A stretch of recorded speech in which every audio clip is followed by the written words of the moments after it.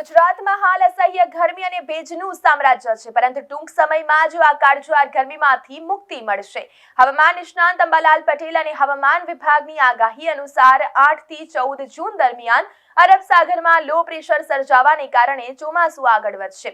14 થી 16 જૂન વચ્ચે દક્ષિણ ગુજરાત અને સૌરાષ્ટ્રના દરિયાકાંઠાના વિસ્તારોમાં પ્રી મોન્સૂન એક્ટિવિટી શરૂ થશે।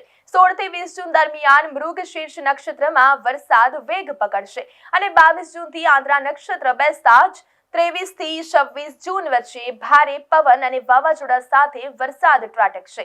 હવામાન વિભાગના મતે પોરબંદર, અમરેલી, જૂનાગઢ અને ગીર સોમનાથમાં હળવાથી મધ્યમ વરસાદની શક્યતાઓ છે। જો કે 21 જૂન સુધી સૂર્યની ક્રાંતિના કારણે તાપમાન 41 ડિગ્રીની આસપાસ રહેશે, પરંતુ જૂનના અંતથી 7 જુલાઈ સુધીમાં મેઘરાજા સમગ્ર ગુજરાતને ધમરોળશે અને વિધિવત ચોમાસું જામી જશે।